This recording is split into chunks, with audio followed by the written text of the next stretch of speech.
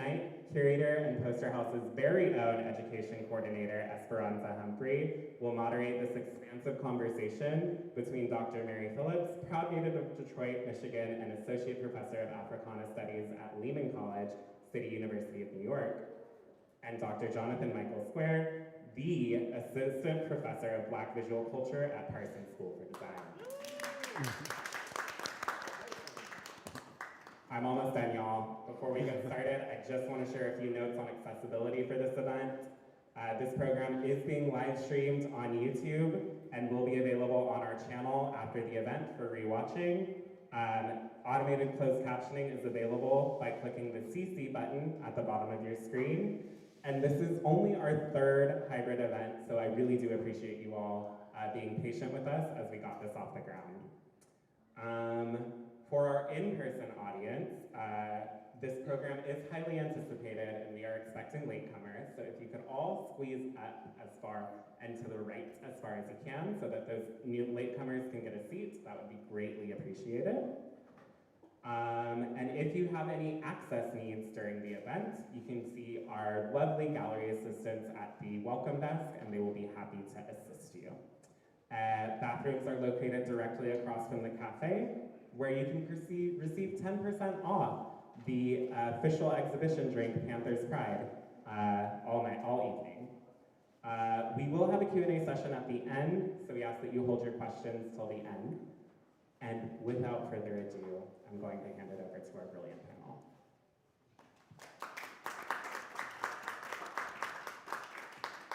Welcome, everybody. My name's Esperanza. I am the curator for Black Power to Black People, branding the Black Panther Party. And before we get to the panelists, I just want to frame a little bit of what's going to happen here on the panel and why we're even doing this type of an event. The show is focused on the visual language, the iconography, the symbolism of the Black Panther Party. And in the posters, you start to see that these messages they're on posters, but they're in practice as the Black Panthers are doing work throughout the community. They're communicating their messages through their fashion, through the things that they wear, through their appearances in public, through their oration in public. And so when we say aesthetics of the Black Power movement or aesthetics of Black Power, we're thinking about that outward expression of the party because visual language is so expressive and is so important to in communicating. So Jonathan will go first, and if anyone has any issues seeing this, as Salvador mentioned, please feel free to move forward, move closer, but I'm gonna hand things off. Great. Well, thank you for those lovely introductions. It's an honor and pleasure to be here. And Esperanza and Mary, I know you both before this exhibition, so it's great to be in conversation with you both. I'm looking forward to the conversation and learning more from you both. I'm excited to be here with you all, and also with the virtual audience, who I can't see. But I'm feeling the love and the energy virtually. So. They're there. So I'm just going to jump right into my talk. If you can't hear me, just let me know. I'm really bad about holding the mic close to my mouth. So, Play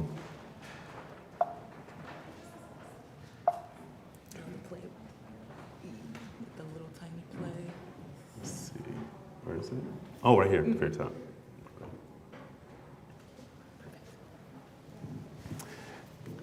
So today we're going to talk about the role of fashion in the Black Panther Party, and it's part of my larger work. I tend to focus on the 18th and 19th century, but I'm also interested in the 20th and 21st centuries as it relates to Black fashion. One thing that really struck me is that the manifesto for the Black Panther Party included clothing. So it says we want land, bread, housing, education, and clothing, justice, and peace. And I thought that was really poignant and important because, clothing is not always articulated as a basic need. People focus on shelter, food, voting rights, education, et cetera, but they included clothing as one of a basic need. And I just wanted to start off with that. I thought that was really interesting and important. When we think about the Black Panther Party, we often think about political rights. We don't think about it in the realm of beauty, fashion, and adornment, but these things were equally important.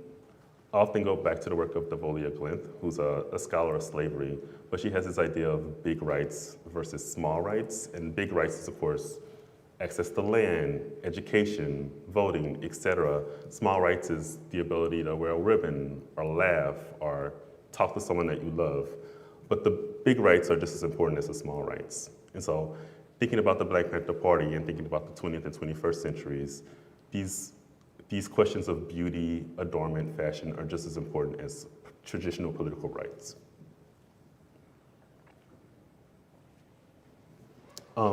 So the Black Panther Party sort of interacted with fashion in two ways. One was through tapping into African and Afro-diasporic sartorial traditions. And this is a photo of course, Kathleen Cleaver, and she's wearing a daishiki, which is a very popular garment in the mid-century. Another popular textile that became popular in the mid-century was kente cloth.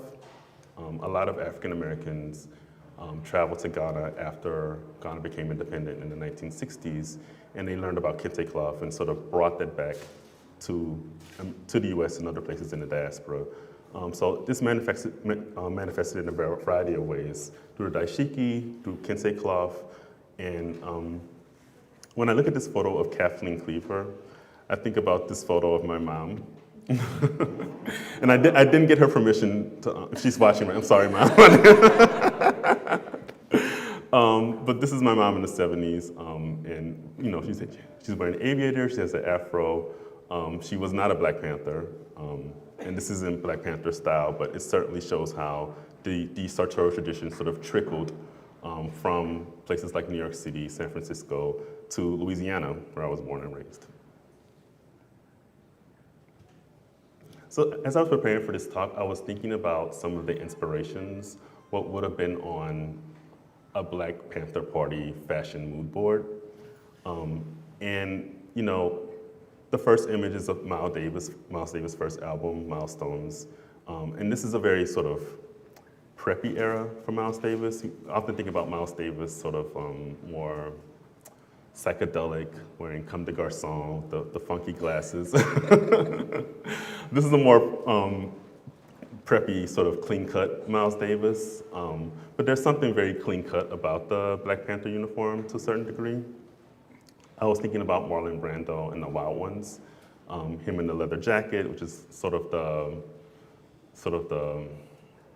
go-to garment for rebelliousness.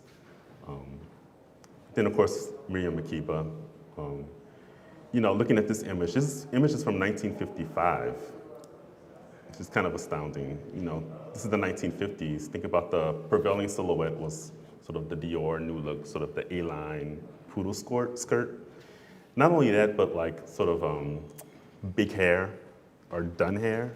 And her hair is very simple and very cropped in this image. So even though I think in 2023, this image comes off as looking very chic and modern, I think in the 1950s, this would have been really edgy and avant-garde.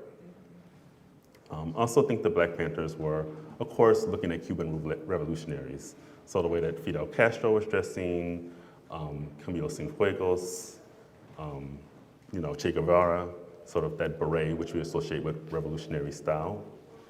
I also was thinking about Dizzy Gillespie and sort of his bohemian beatnik style, the horn-rimmed glasses, the goatee. He also wore berets. So I was thinking about what might have inspired the Black Panther uniform. Not included on this mood board, but I think also equally important is Nina Simone. I think she was a big inspiration fashion-wise. And just broadly, the youthquake, which is a term more popular with fashion scholars, but the youthquake was like late 1950s into the 1960s, sort of people were dressing more casually, wearing their hair looser, less done, more casual clothes, less suiting, less bounded silhouettes, and certainly hippie fashion would be part of that.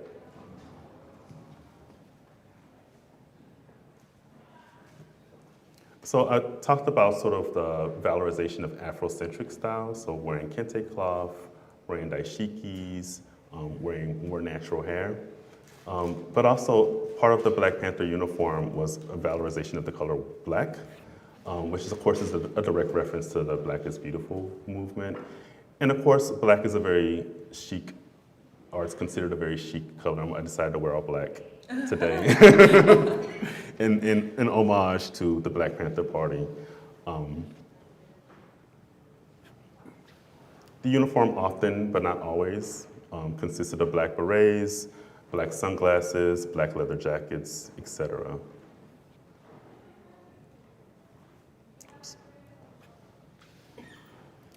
And of course, the Black Panther Party uniform has become so iconic that it's trickled into popular culture and is often referenced and replicated in modern fashion. So this is an image actually from an article that I wrote for Fashionista for the premiere of the first Black Panther. So me and the photographer stood outside of the Magic Johnson Theater in Harlem for the first Black Panther premiere. And we interviewed people and asked them what they were wearing and why they were wearing it. And this young lady was one of the people that we stopped. And you can see she's clearly referencing the Black Panther Party uniform. And she's raising her fist, of course, and has a beret that says hella black. But also other people were thinking about Black Panther and thinking about the African continent. One other manifestation, which I already talked about, was sort of referencing Afrocentric dress as well. So there were two things we saw that night.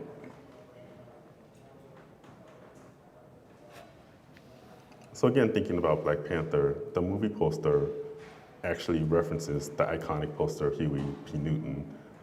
And I could spend an hour talking about this image, but but actually you did that work. And if folks go downstairs, you can hear a full analysis of this image. But you can see it's a pastiche, it's a mashup between sort of the all-black Black Panther uniform and sort of references to the African continent with the spear, the peacock chair, which is a reference to African cosmopolitanism and royalty, the Zulu shield, the zebra carpet. And of course, Chadwick Boseman is sort of replicating and updating this poster in the Black Panther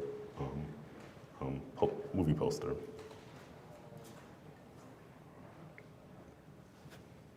Of course, thinking about Black Panther Party fashion, you have to reference Angela Davis.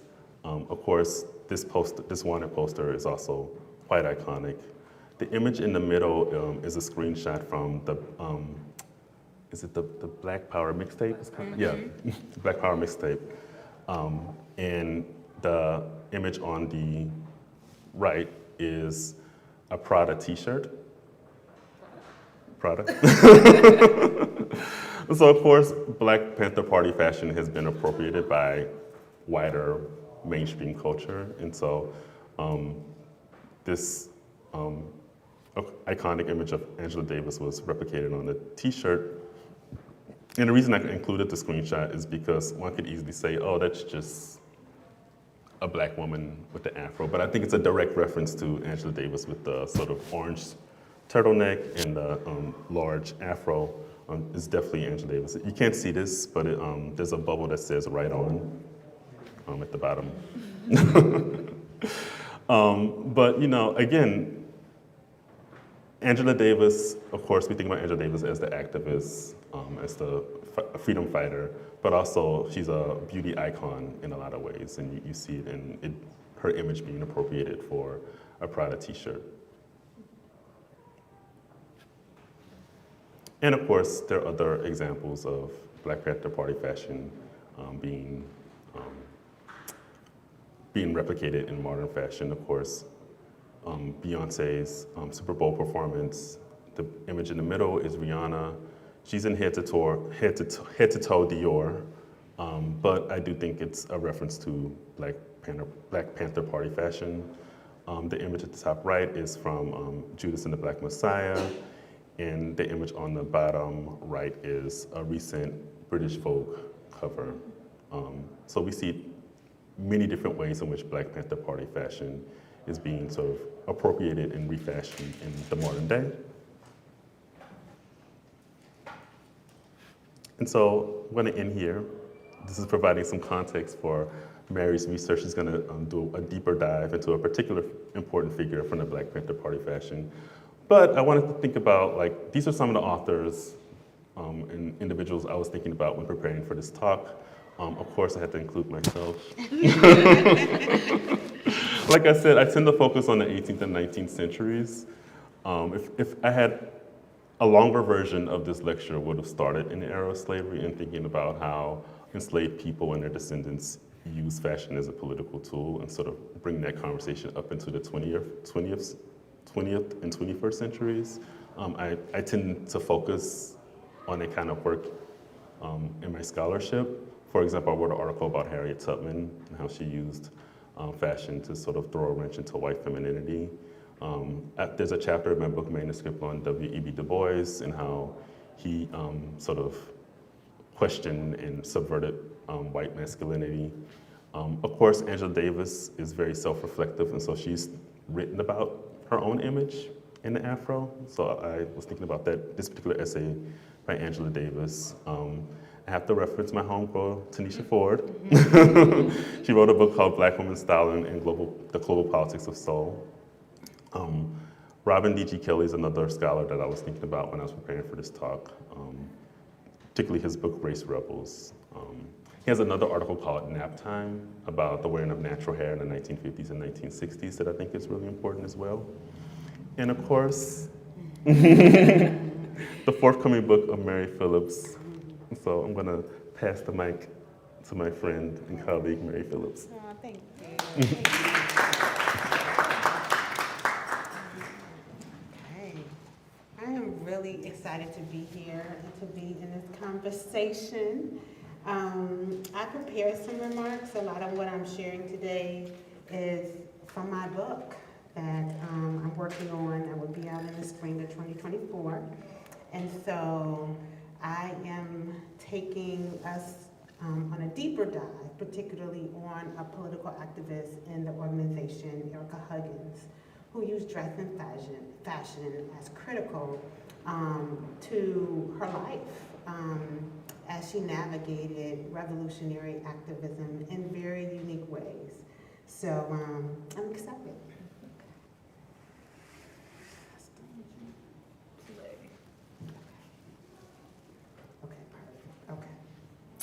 All right, so I am gonna open my comments. I'm gonna talk a little bit, give you some context on the Panthers, and then I'm gonna turn to Black Panther, veteran, political prisoner, former director of the Black Panther Party's Open Community School, the Panthers Elementary School institution, to address the ways that fashion and style played a role in the life of Erica Huggins. And she's really, we hear a lot about Angela Davis, we hear a lot about many other women activists in the organization, but I think she's one who has not got the kind of recognition that I think she deserves when we think about her role in the organization. All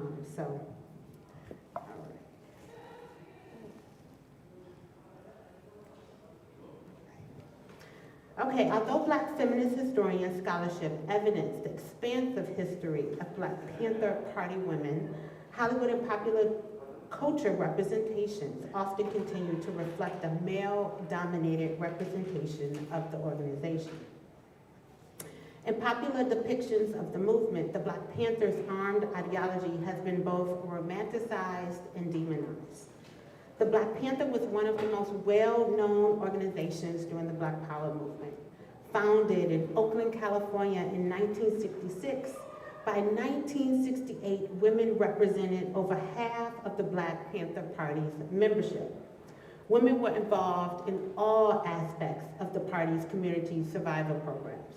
They labored as managers, organizers, directors, artists, writers, and editors. They taught political education classes, sold Panther newspapers, ran electoral campaigns, and served on the Panthers Central Committee. The fashion of the iconic Panther uniform, which included the black beret and a black leather jacket, represented a sense of pride and a symbol of community protection. Historian Jeffrey O.G. Agbar reminds us that prior to the Panthers, the uniform, except for the beret, was already worn by revolutionary activists. According to Agbar, Black Panther Party co-founders Huey P. Newton and Bobby Seale added the beret shortly after the founding of the organization to represent paramilitary action and militancy. The Panther uniform represented the party as the vanguard of the movement. With the cultural aesthetic revolution of the time, the Black is Beautiful movement, the Panthers with their beautiful afros signified a love of self, Black culture, and beauty, but they were more than just Afrocentric. They were about revolutionary theory and practice as reflected in their community programs. My forthcoming book, Sister Love, Erica Huggins, and Spiritual Wellness and the Black Panther Party with New York University Press's Black Power series, offers a closer look at how this idea of armed ideology overwhelms the various approaches that emerge from Black Panther Party struggles to demonstrate the crucial role Erica Huggins played in the Black freedom struggle. In doing this, my book reshaped the public memory of the Black Panther Party from a story about the police, criminality, and hate, and recast it to center women's prison organizing, resistance, and collision with law enforcement. So you might ask, who was Erica Huggins? She was born Erica Cosette Jenkins on January 5th in 1948 in Washington, D.C. in a working class family. She began her political consciousness at an early age. When she attended the March on Washington on August 28, 1963, as a 15-year-old girl against her parents' wishes, she reached a turning point in her life and vowed that she would serve her humanity. Later, while attending college at Lincoln University, a historically Black university, she and her partner, John Huggins, decided to leave college in the fall of 1967, move to California, and join the Black Panther Party. She was only 21 years old and postnatal when the state murdered her husband, John, and comrade apprentice, Bunchy Carter, both high-profile members of the Black Panther Party in 1969. The police took Huggins and other Black Panthers in the LA chapter into custody and charged them with malicious mischief. The police later transferred Huggins from the Los Angeles 77th Street Police Precinct to the Civil Brand Institute for Women. She was released 8 hours later. The inhumanity of the police officers ensured no age or gender was immune to state violence. 2 days after her release from Civil Brand, she found herself roughly 3,000 miles away with her infant on the other side of the country to bury John Huggins in his hometown of New Haven, Connecticut. At the request of the New Haven Black Panther Party, the New Haven Black community, she opened a Black Panther Party chapter. But before she could get settled into her new life, the state of Connecticut charged her with multiple felonies after just 18 weeks after losing John Huggins, accusing her of kidnapping, murder, conspiracy to commit murder of fellow Panther Alex Rackton. The police arrested Huggins and other Black Panther Party women and sent them to Niantic State Farm Prison for Women in Connecticut. During their imprisonment, these women endured horrific treatment. Prison officials censored their mail, stripped them of their reading materials, and frequently denied them adequate medical services, including prenatal care. At times, prison officials physically attacked them, causing them serious injury and emotional distress. Despite cruel treatment by correctional officers, the young Black Panther Party women engaged in numerous forms of resistance. These experiences led Huggins to build community with other prisoners and advocates on the outside and focus on the practice of community and self-care. The state of Connecticut eventually released all the Black Panther Party women in 1970 except for Huggins, who served in solitary confinement for nearly 18 months. and was not released until 1971.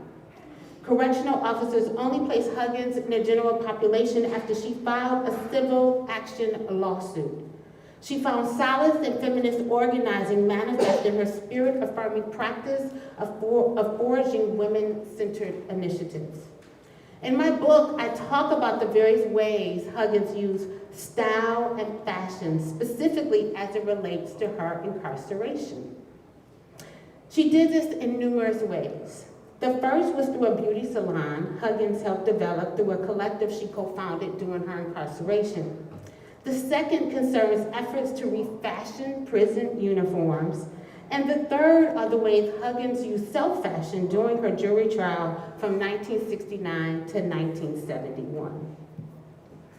Historically, Eurocentric values deny Black beauty and attach Blackness with unattractiveness and deviance. The Black is Beautiful movement of the 1960s and 1970s countered derogatory societal attitudes about Blackness.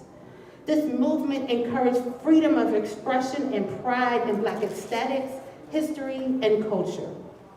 Huggins co-founded a needs-based collective called the Sister Love Collective. The collective enabled women from varied ethnic backgrounds and sexual identities to forge gendered strategies of resistance. At its core, the collective contested white heteropatriarchal power and violence through cultivating meaningful and sometimes intimate relations among women prisoners and advancing a politics of solidarity.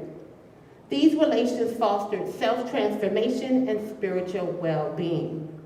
The collective celebrated the Black is Beautiful movement and what would become third-wave feminism.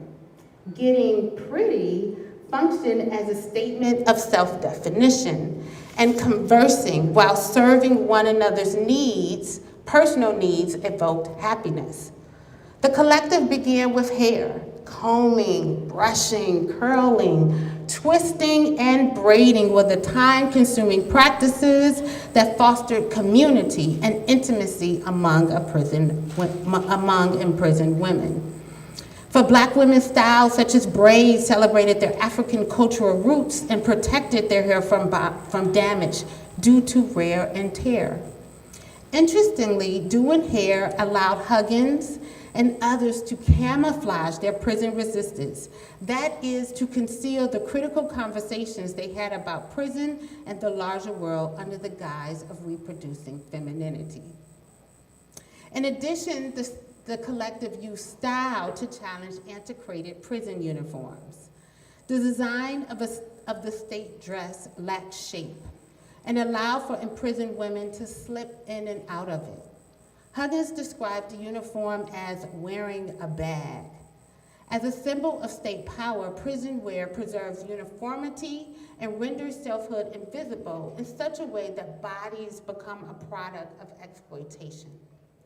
Refashioning the prison uniform became a way to adorn their bodies in ways that pleased them and served as a method to counter the dehumanizing effects of imprisonment and recover their femininity. Women applied their craft to alter their uniform to their liking to shape their bodies.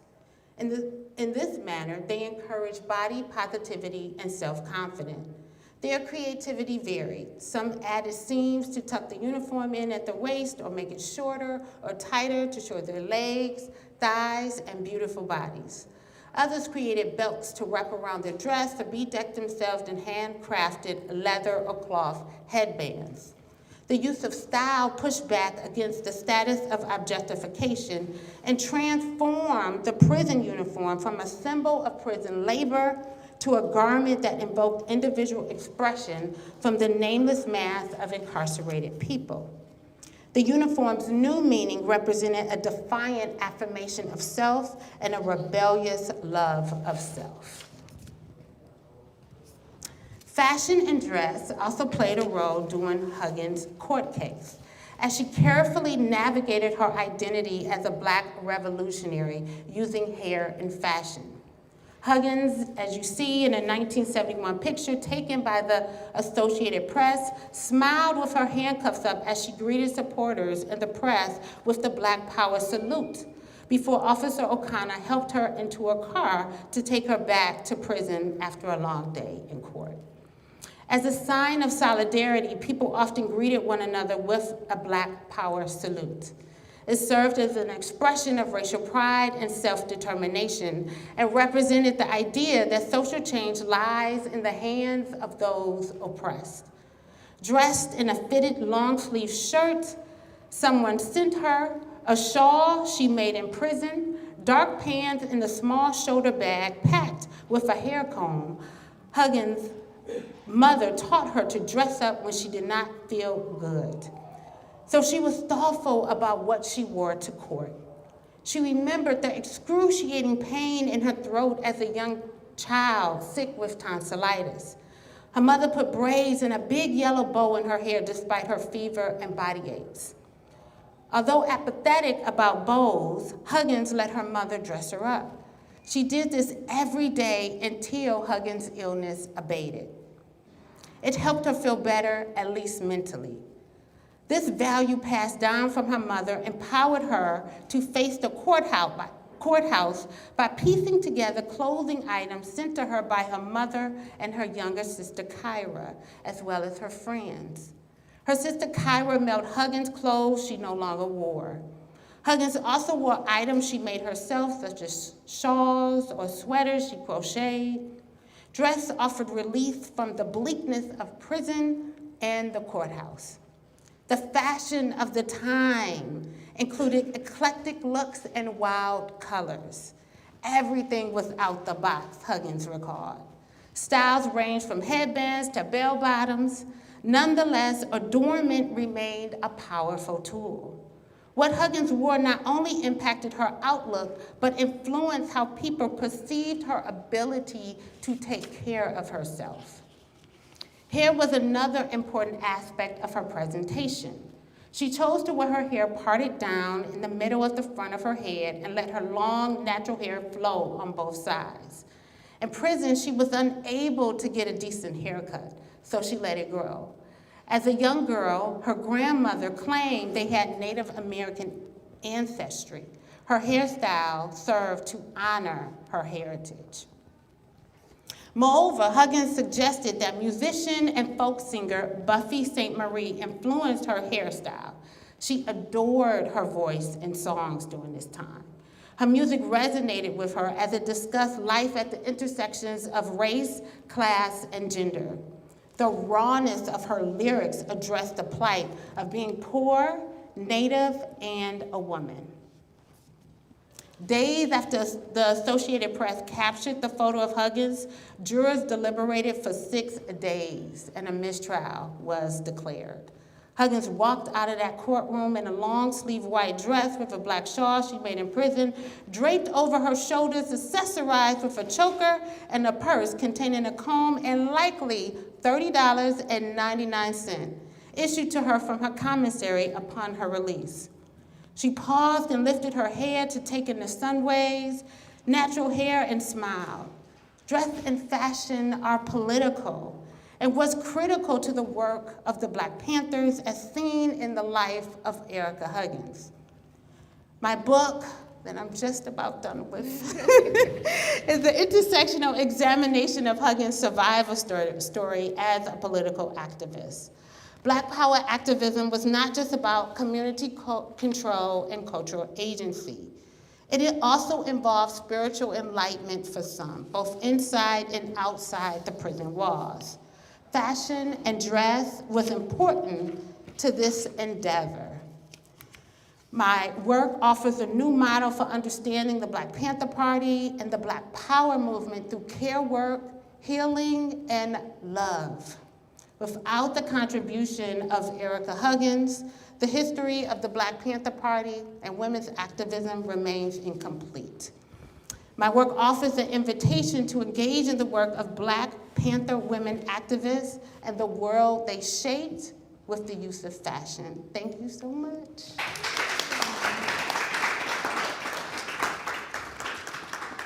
Can we have another round of applause for both panelists, please? Donovan and Marie.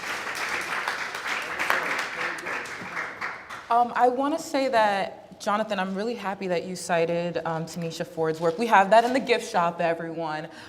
She wrote this article. I remember when I was it might have been undergrad, but I was always thinking about fashion, and then in grad school I ended up writing about fashion. But I remember reading Tanisha Ford's book, and an article that she had written about the black leather jacket being a rite of passage for Black people. And she specifically wrote about Black women. And I probably should invest in a real leather jacket, but up until that time, I had always had synthetic black leather jackets. But I always felt really, I don't know. I was always like, I remember in school, and I went to Catholic school, so we had our standard uniform, and I would always say it's leather jacket weather, and everybody was like, oh my gosh, here she goes, like leather jacket. What are you talking about? But I was always really happy when it got to the weather where I was able to wear my leather jacket. So I think that that's something interesting for Black folks to think about, and also. Mary, I really like your mention of thinking about fashion from head to toe, like thinking about all these details, because my outfits aren't complete or even started until I figure out what my hairstyle is. And I start everything with what type of hairstyle am I gonna wear, and that reflects what I'm going to put on my body. And I think a lot of Black women, even Black men, have that experience of like, whatever I'm gonna be doing up here is gonna reflect what's gonna happen down here. Before this hairstyle, I had my afro out as well, so my outfits were according to that. But I want to say that, again, thank you both very much. And yesterday we had, or 2 days ago, we had a conversation, Mary, Jonathan, and I had this conversation about a video that I had seen on YouTube. If you are perpetually online as I am, you know about all the cores. So like there's cottage core, Y2K core, and like, I just saw tomato core, which don't even ask me what that one is, but it's an aesthetic. And these are all aesthetic cultures that come out of being online, and like these mood boards, I guess virtual mood boards online, where you start to adopt the entire aesthetic for yourself. And one that recently came out was a video essay critiquing and commenting and elaborating on court core. And so I wrote down a formal definition of it, and then I'm gonna hand things in the form of a question to both panelists. But court core is the way that celebrities are styled for appearance in court and how it can influence public opinion. Now more than ever, I think that we are watching celebrities go to court. I am also, in addition to being perpetually online, I love reality TV, and I watch Real Housewives, and 2 of my favorite housewives had to appear in court over the past 2 years. But the conversation that came from that was about the outfits that they, forget the crime, what were they wearing when they went to court? But I think what's important about this discussion is the fact that we're not speaking of celebrities, or at least we shouldn't be thinking of our revolutionaries as celebrities in the way that we think about celebrity culture today. So this is for both of you. How do you define court core for revolutionaries, Black Power revolutionaries in particular, and how can we use this term to understand the politics of presentation in the courtroom? Sure. I'm going to go somewhere else with that Yeah. question. Thinking about the recent conversations around court core and like Gwyneth Paltrow and the kind of things she wore at her workplace, and this idea of quiet luxury and like wearing something that's understated or classic or effortless. Gwyneth Paltrow has the privilege to sort of be effortless when she goes into the court. Of course, it wasn't effortless. The things she was wearing was quite expensive and very thoughtful. But when we think about the way something like Megan Thee Stallion or Cardi B or Erica Hutchins, the way they dressed for their court cases, it wasn't effortless. And they couldn't look effortless. They didn't have the privilege to sort of look like they don't care. And so I think about intersectionality and how like your gender, your race, your queerness, how that sort of affects how you present yourself in front of the judge. Yeah, I would definitely agree with that. I think immediately you're presumed, in many cases, guilty. And then when you think about race, gender, and class and these intersections, I'm thinking about particularly stereotypes that are written on women's bodies, that are written on racialized bodies, that are written on Black women's bodies, that are written on Black men's bodies, in which you are oftentimes presumed guilty. You have to be conscious of that. And I think when we're thinking about core in the context of revolution, we're thinking about our community as well, right? We're thinking about community protection. We're thinking about all that revolutionary struggle means. We're thinking about the oppression that's built into the criminal justice system, right? And the battle, the long historic battle in trying to fight a system that wasn't designed for us. You know, and so you're very conscious and you're aware of that. Even how the courtroom is set up, right? The humiliation that is, and the shame that is, you know, placed as part of the discourse to me and in the placement of everything. You know, I mean, it's so much that comes when we think about criminality and we're thinking about the judicial system and how Blackness is relegated, you know, in these very deviant type of ways. And so it becomes political, it becomes intentional, you know, and folks of color don't get the luxury, as you was talking about. You know, we have to be very intentional and think differently because we're being surveilled and controlled in very different ways, you know, so. Yeah, and I think that that's a very, that's why it's important not to think of them as celebrities, right? Because if we start to do that, then we're taking away the fact that they are oftentimes incarcerated for being wrongfully accused of something, or they're being looked at as instantly guilty. And the last section of the Black Panther show downstairs, The Vision of Freedom, speaks about like when all the odds are stacked against the Panthers, how are they able to climb up and allow the public to see them as victims of this larger system, as victims of the state. I always say state with a capital S. But onto something a little bit more, I don't want to call it light, but like something that I was very interested in because Jonathan hints at this in his presentation.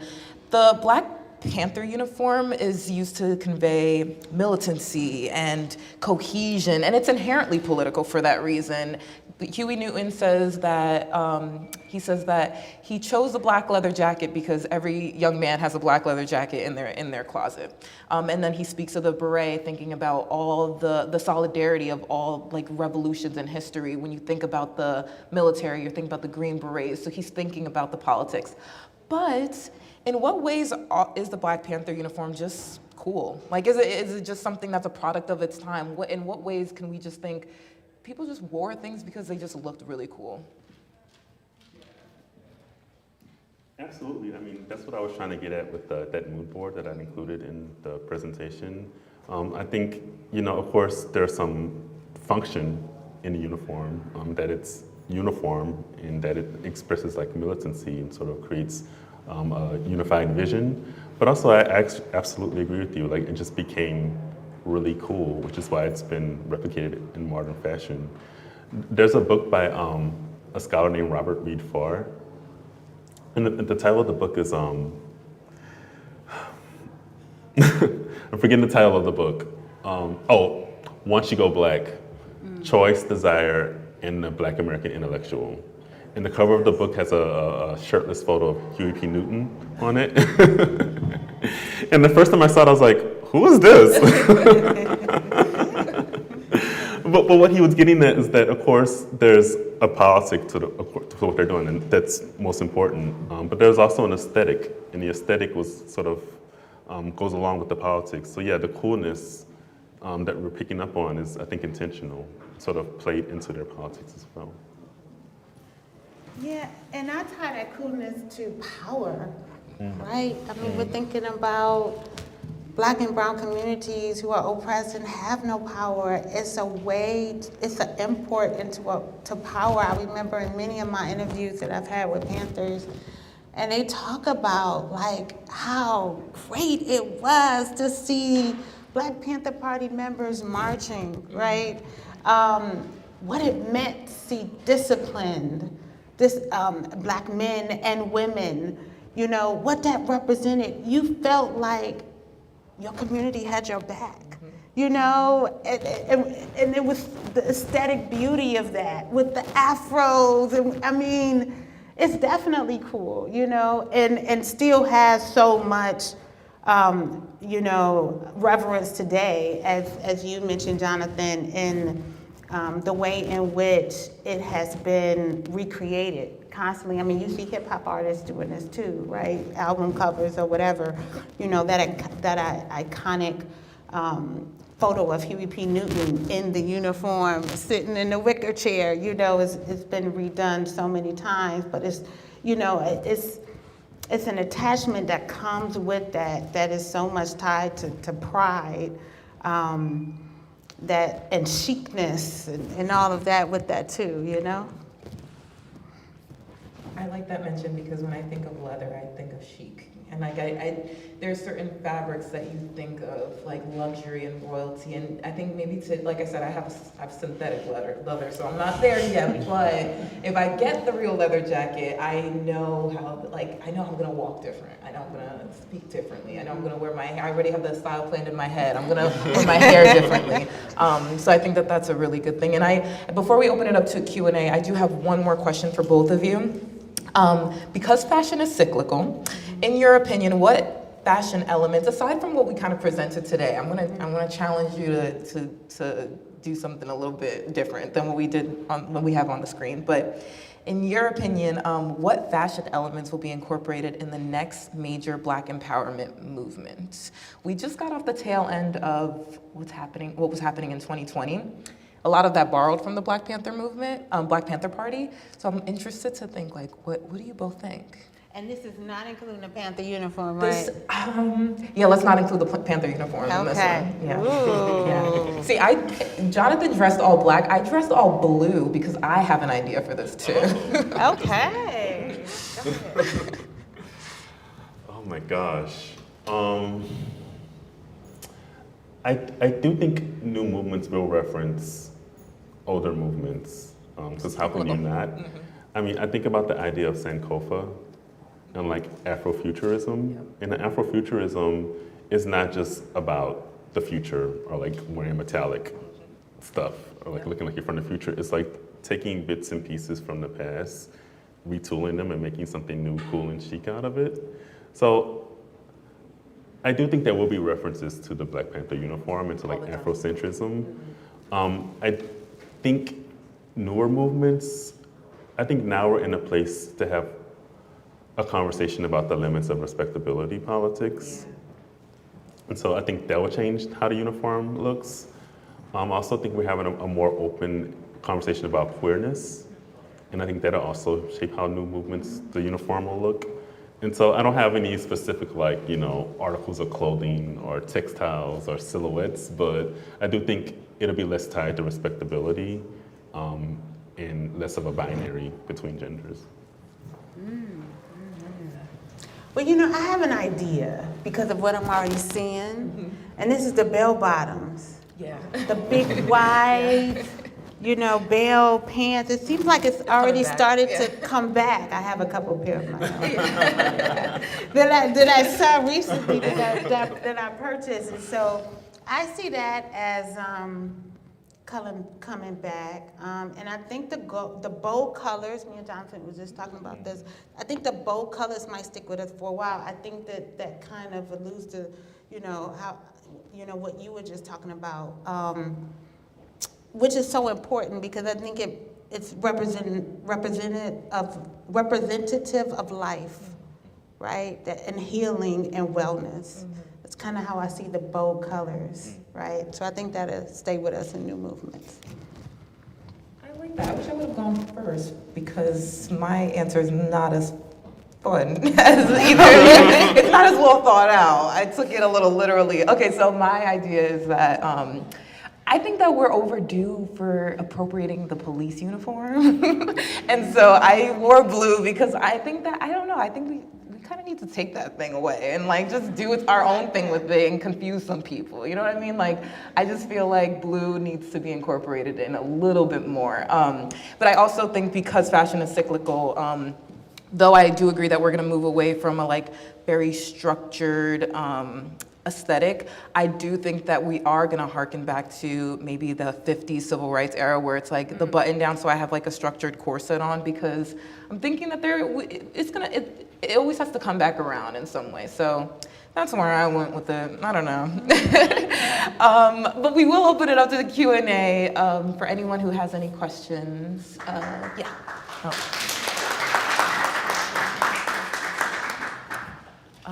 I don't.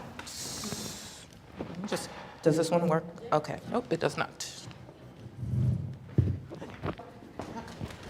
Oh.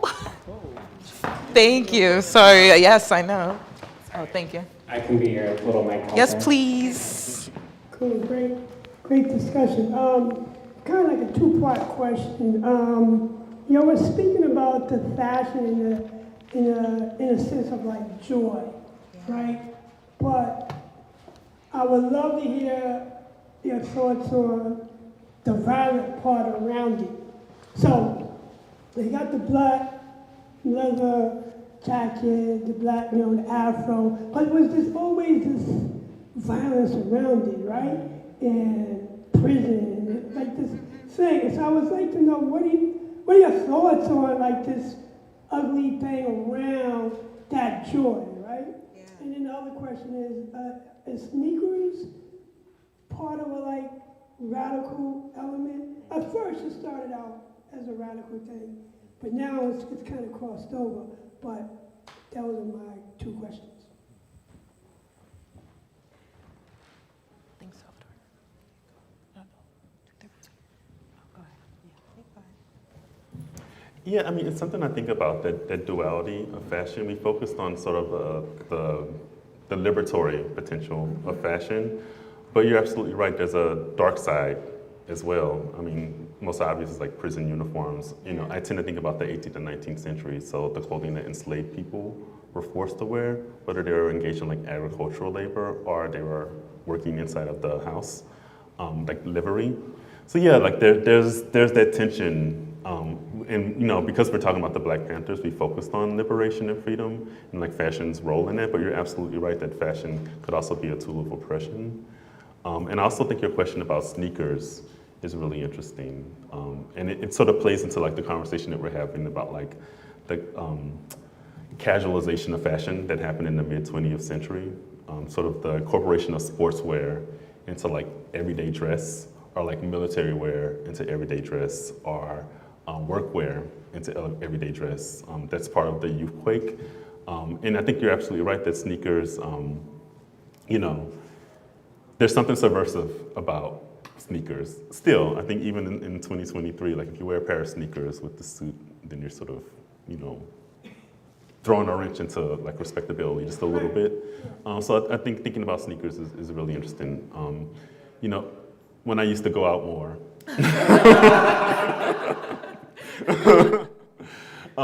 sometimes you would go to like places and they would have a no sneaker policy or a no white sneaker policy. And like, what's the subtext of no white sneakers? Right. No Air Force Ones. They can be luxury sneakers, but they can't be like urban or street sneakers. So yeah, there's something there with sneakers, and of course there's a whole like luxury market for sneakers as well. So it's I didn't really answer your question, but I think both questions are really, there's a lot to unpack there. Yeah, and so much of my work kind of deals with the dark side of fashion as it relates to prison, in a prison uniform. And psychologically, you're already in this cage, and then psychologically what this prison uniform represents, right? This kind of exploited body, and so the freedom part of it is, part of just trying to have some sense of dignity and some humanity, carving that out of this world of horror that you're in. But you're right. I mean, it's both, right? Yeah. It's you know, even when you wear the revolutionary whatever it is that you wear, you know you could be targeted. You know, when you're wearing revolutionary dress or fashion, you could be targeted even more so, right? Because fashion is political. By the state, you could be targeted. So, and the Afro and natural hair, I mean, this is still something in the Black community that I think this affirmation of beauty, we're still working through, many of us, right? So, yeah, I mean, I'm not sure I'm directly answering your question, but I think it's kind of, yeah. you know, Black Panthers got murdered for wearing these symbols, right? Of radicalism. And that's what I mean. Yeah. So I mean, when you're talking about it as joy, but there's a real negative part of it, grounded. Yeah, I mean, it was a time when if you wore an afro, you could be pulled over, you know, are you Angela Davis? Are you this? You know, Panthers talk about Kathleen, you know, Kathleen Cleaver talked about, I was pulled over, they thought I was Angela Davis. I mean, you know, that's that other side that you're talking about where, you know, when you choose to wear, you know, revolutionary styles, you could be more targeted. But, you know, yeah, so. Yeah.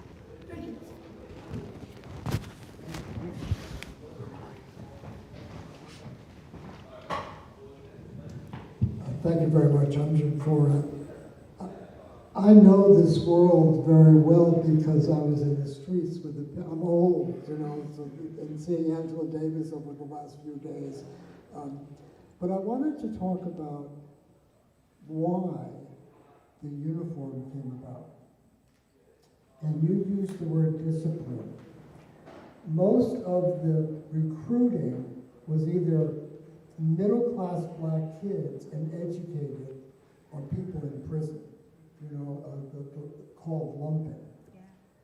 And the role of the uniform taught discipline, unity, not individualism. I mean, the sort of political words that were around, how does that affect self-expression and fashion and things like that? It's a very interesting tension in the two of them. But my question is, you've talked about it without really talking about poor people, dressing up, church ladies, what it means to look good when you only have one outfit to wear or you save it for. And I think that cultural reference is also there in the presentation. I wanted to know what you think. I'm telling you what I think. But that, you know, how that worked and how it brought discipline and self-respect as beautiful.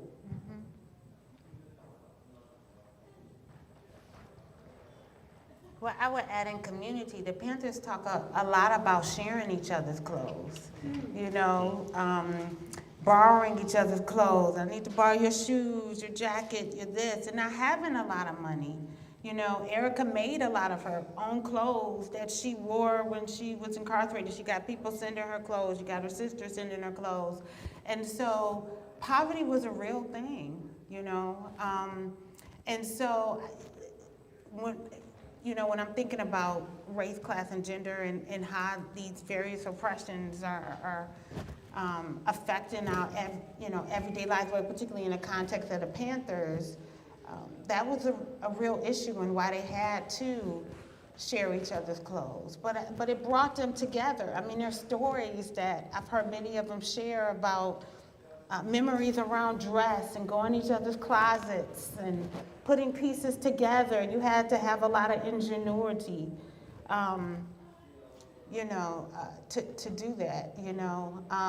And not everybody wore the Panther uniform, you know. Depending on what chapter you was in, you wasn't wearing the Panther uniform. If you was in, Chicago or what have you, the Panther wore the uniform on special times, on special occasions, you know.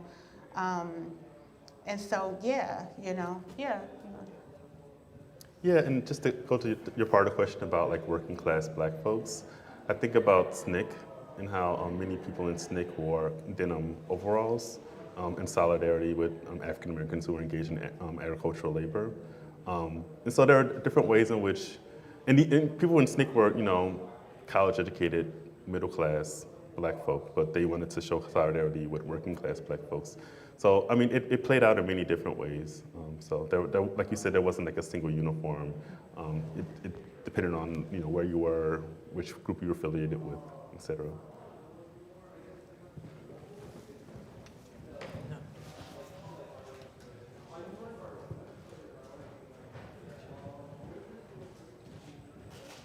I appreciate you talking about, I guess, the sharing of wardrobe and the community that created.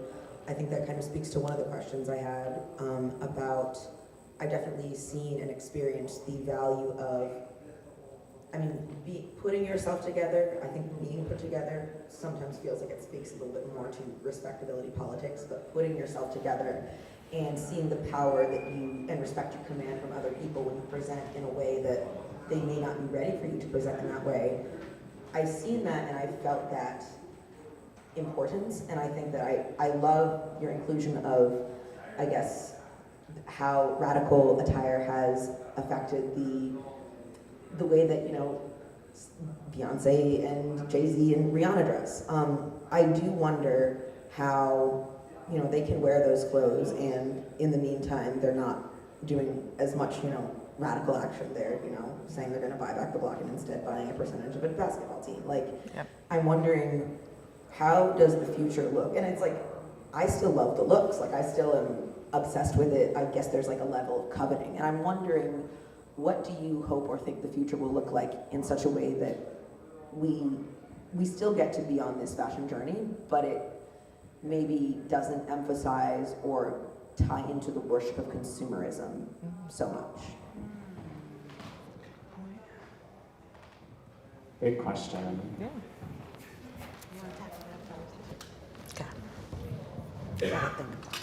Sure. I mean, that's a great question. It's something that we all need to fully think through. I think, but I think we need to redefine what luxury is, and we need to go back to our values. You know, for me, something that's luxurious is something that, you know, whoever made this was paid fairly. That feels luxurious to me. You know, was the environment not destroyed when this was created? That feels luxurious to me. You know, was this made out of heirloom vintage textiles? Right. To me, that feels luxurious. And of course, like, you know, I still consume fashion with a capital F, like you. Like, it's hard, like we're embedded in this capitalist system. It's hard to sort of completely extricate yourself from it. But I do think I would challenge folks like Rihanna and Jay-Z and Beyonce to sort of redefine what luxury is. I was really taken aback by the Beyonce Tiffany ad, just because, you know, there's a lot that I like about Beyonce, but I think she could have taken a more critical stance towards their company, particularly Tiffany and Company's ties to slavery and et cetera. So I think that would be my response. That I think it's incumbent on all of us, but particularly folks like Jay-Z and Beyonce and Rihanna, because of their visibility and their power and their wealth. Yeah, I think that's a really good question. My thoughts are all over the place. You know, I'm thinking about, you know, young Black girls who are going to vintage shops and making it their own. I'm thinking about, and this is tied to consumerism, and I know we're pushing back to that, but I'm thinking about the way in which there is an effort to broaden body types and representations in particular kind. Like I'm thinking of Lizzo's brand, or I'm thinking about Rihanna's brand, right? And how we're also seeing more representation of different body types at the same time, you know, and kind of what that, or more variety would make up, and kind of what that means too. I also thought of FUBU when you was asking your question, right? I mean, back in the day. Nobody's probably gonna come back to it. But I feel like, what does it mean when we make clothes for us that's affordable, that's not, a ton of money to purchase a piece, but something that is accessible and chic and all about fashion, but then has this entrepreneurial spirit at the same time in it. And I see Tabitha Brown as tapping into this and trying to do some of this as well with her line at Target. But thinking differently. I think that's what your question is pushing us to think differently about access and being creative. Yeah, and I think that what's important about a question like that is, I remember I was on Twitter one time and somebody said something about ethical fashion, and everybody was like, okay, you tell us about ethical fashion, but what are the brands we can support? And I think that what we don't often realize is that, no, that means that you rewear and rewear and rewear, and by asking what brands do we support, you're still feeding into this. So it's not so much like, okay, when we reimagine how we do fashion, what are some brands that we can support? It's more so, okay, I'm thinking that the future of fashion is, like I said earlier, this leather jacket. Synthetic leather jackets are horrible for the environment, absolutely horrible. And I think a lot of people don't realize that when you buy something leather, you can pass that on. That is something that can stay in the family, and that's why it's a rite of passage, because the grandmother passed it to the mother, who passed it to the daughter, who's gonna pass it to their daughter, their whoever. So I think it's even challenging the notion that we have to buy something to replace this whole of where this fashion is going to come from. I have a sewing machine, and I've been having the best time of my life on weekends because I'm just like, oh, I have another thing to patch up. So I'm rethinking also, like, I can rewear this thing. I can I can package this and give it. I have a niece now, everyone. I can give this thing to my niece. So it's challenging where we even get the clothing from. And yeah, thrifting is such a big thing now, but we saw that overnight, the prices have gone up with thrift. Thrifting is no longer thrifting, it's just shopping again. So we also have to think about something that was supposed to be sustainable. And yeah. Do we have time for like one more? Yeah, I think we have time for one or two more questions, so make them good ones. Come back to you. My question is very short, but I would like to make a comment also. So I'm interested in the Prada, the date of the Prada t-shirt, what you showed. And I think what I like about the Black Panther uniform is it's cohesive to me. I would use that word. And I also think that there are two other influences which might not have been mentioned. For me, the sweater, not sweater, what do you call it? The turtleneck reminds me is of left bank intellectuals, Sartre and Circle. And I also think that what we never like to talk about is the relationship of with the Communist Party within, say, like Angela Davis's case. And I think the iconography with the kind of like this military look and the stuffed leather jacket is related to figures like Lenin, Trotsky, even Stalin, in my opinion. So I think these kind of like stylistic things are all embedded in it, and I think important, especially in this country, where they don't want to, communism is like immediately a bad word. Right. So that's my comment. But I'm interested in the date of the Prada, and I also think if you know the date, I think we also need to think about what Prada represented, talking about brands before, and how Italy was a completely different place also in the 1960s. And the Communist Party, by the way, was very strong. Yeah.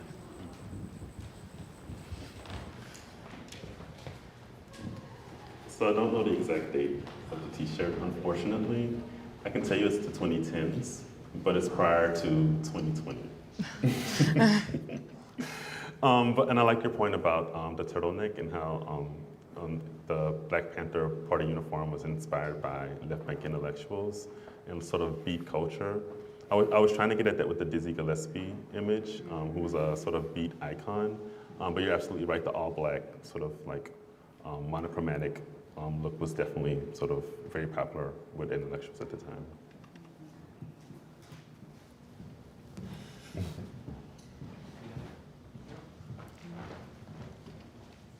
I'm going to try and squeeze in these last two questions because I know you all have been waiting very patiently. But make them quick, please. So I was kind of interested in the comment from Huey Newton that was like every young man has a black leather jacket, and the kind of like masculinity associated with the leather jacket. And I was interested in the idea of women who were incarcerated making prison uniforms more feminine. Mm-hmm. So my question is just kind of how did women involved in the Black Panther Party juggle femininity and masculinity associated with the uniforms? Great question. Glad we squeezed it in. You know, I think they made it their own. You know, I think, you know, some women might have feminized it more. They might have the earrings, or they had, you know, the fro. I mean, I think they just made it, they adopted it to their authentic self to fully express their politics. There's a beautiful video on YouTube of Kathleen Cleaver talking about the Afro. And she's talking about, and she's with all these other Panther women, and she's talking about how white people wanna appropriate the Afro. And she's like, you know, don't we look good? Don't we look good? You know what I'm saying? So I feel like everybody kind of made it their own. I mean, you know. Yeah, and I did an interview with Dr. Rosemary Mealy, who I was just telling Mary she was known as the woman's liberator because she would tell the younger women, like, leave those men. They just do your revolutionary thing and don't worry about these relationships. But she also would put on these puppet shows, and we just recently found out that Erica Huggins and some women in prison made the clothing for the puppet shows. But while I was interviewing Dr. Mealy, it was informal actually, she just came to visit, and I said, oh, we're gonna have an event about the fashion of the Black Panther Party, and she was like, fashion? I wore whatever I wanted to. And I was like, wait, what? And she was like, yeah, I wore whatever I wanted to. Like there was no real uniform for me, I just did what I wanted. And I think that's so interesting because she's also, her job required her in the Black Panther Party to do interviews with landlords and find out why they increased the rent, to do interviews with tenants to figure out what their next step in living was gonna be. So she was always moving around, and so I imagine that her uniform was based on what she had to do that day to make sure that she got the revolutionary message out there. So even though we're talking about like a very like, there was a black leather jacket and a black beret, we also have to remember that even today, like, we're not gonna, I don't have a uniform for Poster House when I work here. I don't have a uniform for Poster House. It's based on what's gonna happen. There are tours where I'll put on my leather, my black beret. And so we're talking about real everyday people, and it depends on what they're doing throughout the day, I think. So it's just really, it's important to think about that, I think, because sometimes these types of things might sensationalize or even make us feel a little bit divorced from these revolutionaries, just because, like, Angela Davis is a good example. Like her likeness is used so much, and we forget that these are people. They're people. They're just wearing things. Yeah. And you said one more question. I think if you all don't mind, one more. Yeah. Okay. Wonderful. Thank you.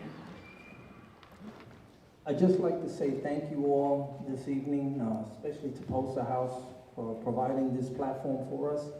I just want you all to teach me a little something. I have my own ideas and my own notations here, but tell me a little bit about the dark shades, because I have names like Tommy Smith, Ronnie Ray Smith, Charlie Green, Harry Edwards, and H. Rap Brown. Those are people that I'm familiar with. I'm talking about track and field athletes.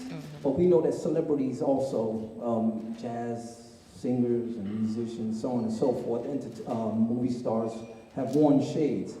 But give me a little bit of information on the Ray-Bans. Well, I think it ties to your earlier question, ties to coolness and chicness, and you know what I'm saying? And that feeling you feel when you put on, like it's a way to, you know, affirm yourself, you know, declare, you know, yourself in pretty unique type of ways. So that's kind of how I see it. It's a level, or I should say, it's a symbol of coolness. Yeah.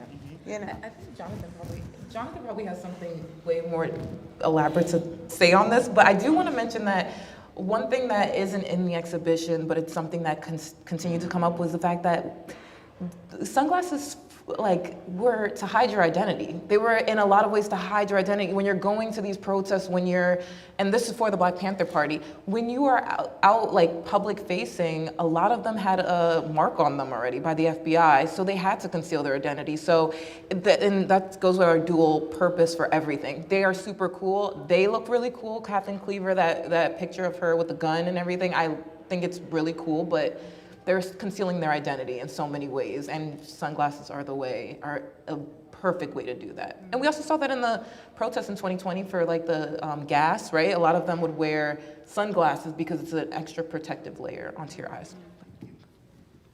Yeah, I would have to say ditto. That's exactly what I was going to say. Okay. I mean, like, fashion is wearable art, so there's a component that's functional, but also there's the part that's more decorative or for adorning. So sunglasses are cool because they add symmetry to your face, but also there's a function to it. It protects your eyes from the sun, but also protects your identity. So, ditto.